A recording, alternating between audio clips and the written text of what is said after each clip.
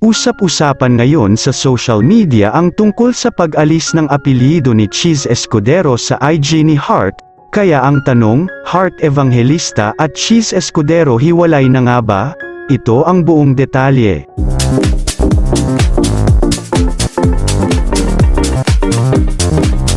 Kapansin-pansin na pinag-uusapan ng mga intrigerang netizen, ang balita ngayon sa bawat social media platforms na patuloy na pinag-uusapan online ang pag-alis ni Heart Evangelista na kasalukuyang apelyido ng mister niyang si Senator Cheese Escudero.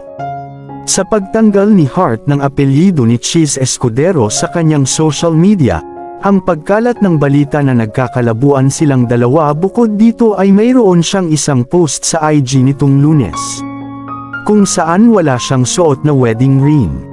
Napansin ng mga taga-subaybay ng social media ang account's name ni Heart Evangelista ay binago niya ito. Ang kanyang pangalan sa Instagram kung dati-rati ang nakalagay doon ay Love Mariong Pauco Escudero, ngayon ay tanging Heart Evangelista na lamang ang nakalagay kung saan tinanggal nito ang apelyido ng kanyang asawang si Cheese Escudero. May hahalin tulad ito sa ginawa ng aktres na si Jenica Garcia Oitenco.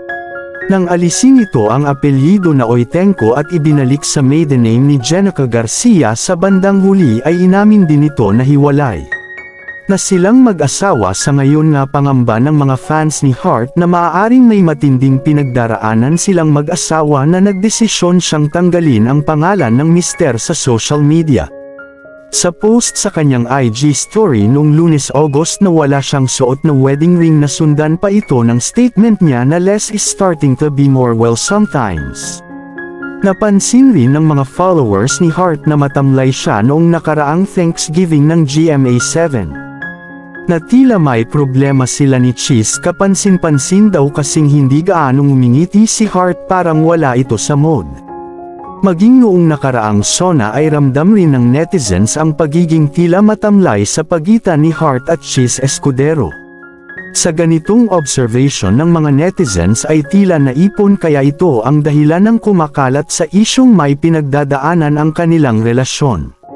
Kapansin-pansin na nakasaad pa rin sa kanyang IG description ni Heart na siya ay isang wife, kaya maaaring for business at branding purposes ang dahilan ng pagpapalit niya ng handle name sa social media para mas madaling tandaan ng publiko, lalo pa lumilikha ng pangalan si Heart sa international fashion scene na siyang pinagkakaabalahan niya sa kasalukuyan. Hanggang sa ngayon ay tahimik si Heart sa issue at walang paglilinaw o pagtatanggi sa kumakalat na balita na hiwalay na sila ni Cheese Escudero. Kwento ng mga taong malalapit sa kanila ay wala naman umanong problema ang mag-asawa, pareho lang daw busy sa trabaho ang dalawa kaya bihira lang silang magkita. Sa kanyang Twitter ay nananatiling bitbit ni Heart ang apelyido ng kanyang asawa, kung saan mababasa ang kanyang handle name na Love Marie Escudero. Sina Heart at Cheese ikinasal noong May 2015 at 2018. Masaya niyang binalita sa publiko na siya ay buntis sa kambal na anak sana nila ni Cheese. Nang taon din yun ibinahagi ni Heart ang malungkot na balita na siya ay nakunan sa parehong sanggol. Sa kasalukuyan ay busy ang aktres sa arts and fashion show na maituturing niyang fashion na talaga namang nagpapasaya sa kanya. Mga ka-showbiz chika, anong masasabi niyo sa paksa sa araw na ito? Type your comment below.